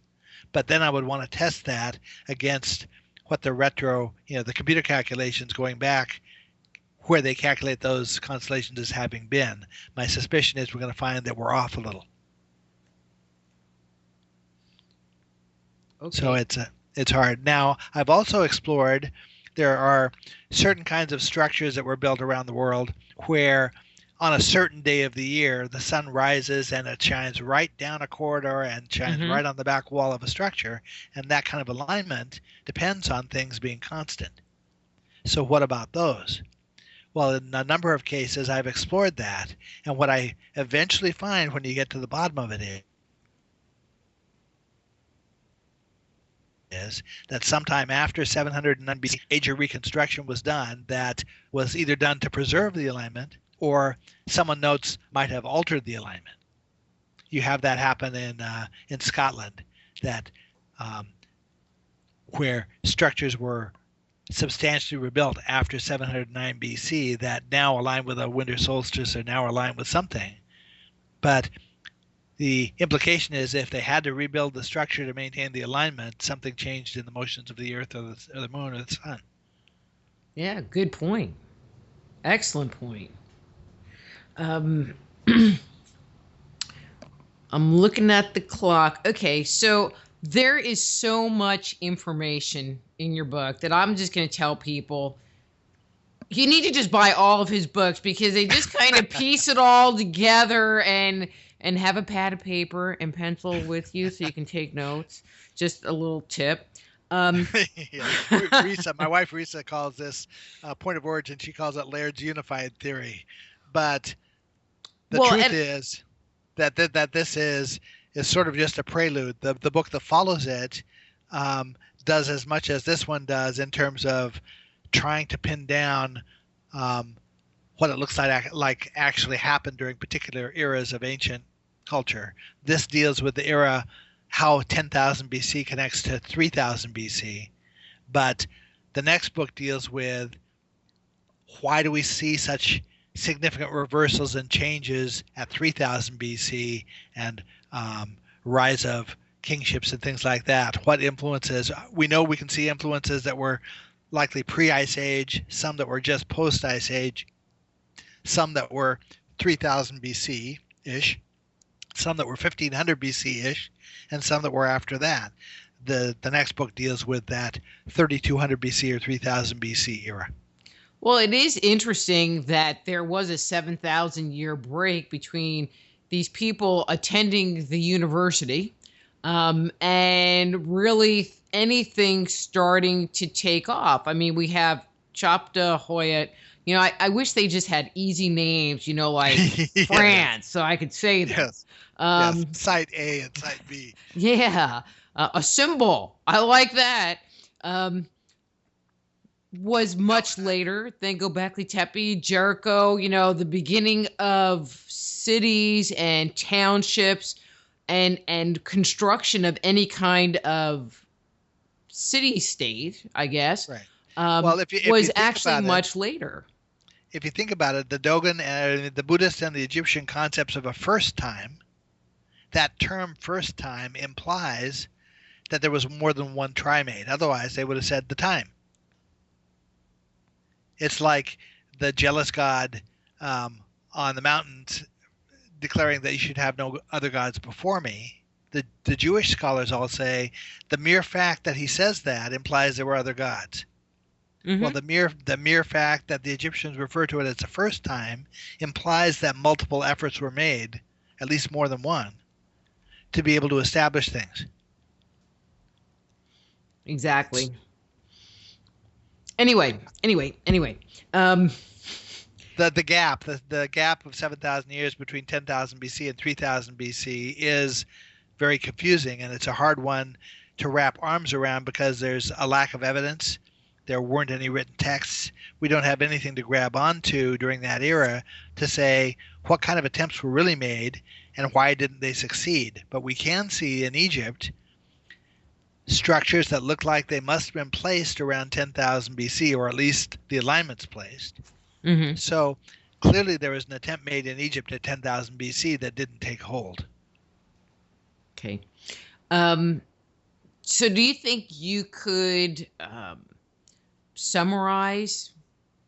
Because I'm looking at the clock. We have like 5 minutes. Could you? Well, actually, we don't. Yeah, we have less than 5 minutes. Summarize, your unified theory, Laird's unified theory. Well, based on my interpretations are always rest on overt statements of cultures I'm studying. That's the only way I can filter out my own wishfulness. And so based on overt statements by cultures that share the same traditions, if someone rang the time bell and said, time's up, you have to tell us what you think now, it looks to me as if following the catastrophe of the Ice Age, a group tried, comparable to the Peace Corps or FEMA, tried to help us get back up on our feet. And the way they tried to help us get back up on our feet was by teaching us about agriculture and, in parallel with that, providing us with a scientifically based creation tradition, one that would help orient us toward scientific understanding of how things work. And that started around 10,000 BC, and we can see that there were attempts continued to be made down through the years. We can see it as late as about 1500 BC or possibly even after, where somebody was trying to help us get this right. Mm-hmm. Whoever that was, the group that was actively helping us, from the evidence I see, did their level best. They did their very best job to give us the straight scoop on how things work and to help us sort things out and figure out how to do things. It looks like there may have been a second group that the first group was trying to hide its efforts from. That's why the esoteric tradition works the way it does, that initiates can learn it, but outsiders can't.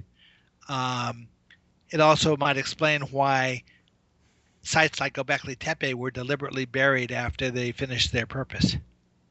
It looks as if someone was trying to hide their efforts from somebody else. There may have been two groups in competition, one that wanted to help us establish ourselves and one that didn't. And then around 3000 BC, things come together, not just in Egypt, but in China, in the British Isles, in South America, in Peru, and in Egypt. All at the same moment, you have kingships established based on working systems of agriculture that are comparable to one another. And from there, civilization emerges. It looks like somebody finally succeeded around 3000 BC.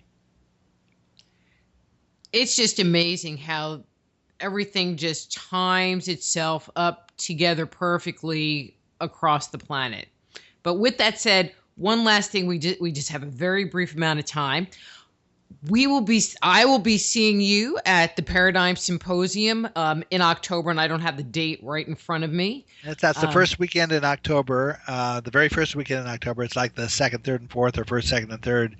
My wife Rita and I will be there, and looking forward to seeing you again. Absolutely. It's a great weekend.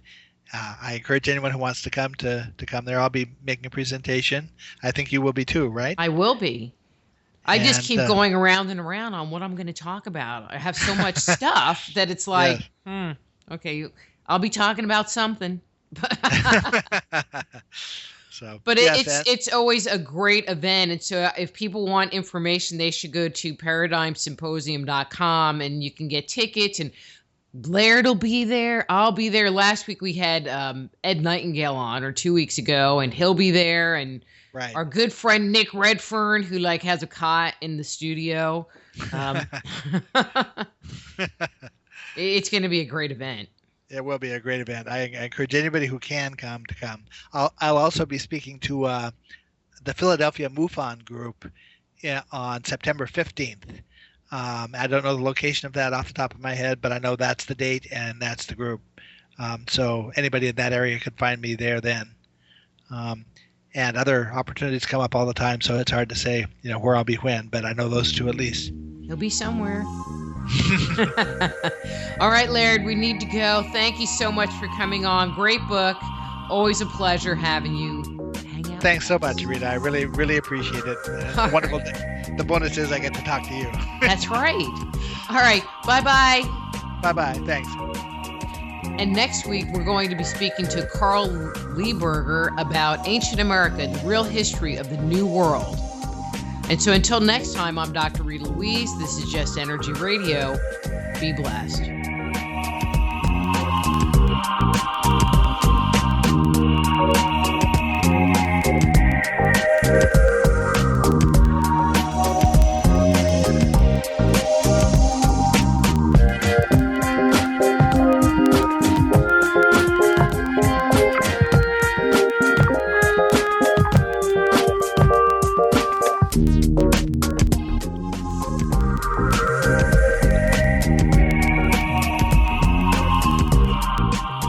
Join host Dr. Rita Louise each week at this time for Just Energy Radio.